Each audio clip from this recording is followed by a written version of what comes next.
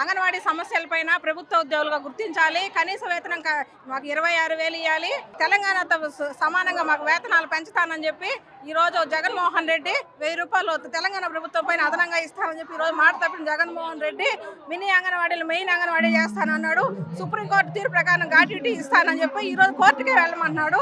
ఇది ఎక్కడ న్యాయము?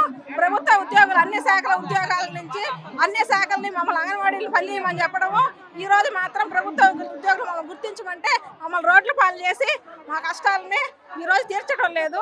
అందువల్ల మేము రోడ్ల మీదకి వచ్చి ధర్నాలు చేస్తున్నాం. ప్రభుత్వం ఇంతవరకు దిగి రాలేదు. ఇది చాలా బాధాకరమైన విషయము.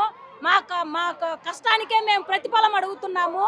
అందుకోసమే ఈ రోజు రోడ్డు ఎక్కాము. సమాన పనికి సమాన వేతనం కావాలి. 26,000 ఇవ్వాలి. 26,000 హైకోర్టు గ్రాడ్యుయేట్ అమలు చేయాలి. తెలంగాణ కన్నా అదనంగా 1000 రూపాయలు మీకు ఇస్తానన్న జగనన్న ఈ రోజు దిగి వచ్చి మాకు ఆ కోరికను నెరవేర్చాలని ఈ రోజు రోడ్డు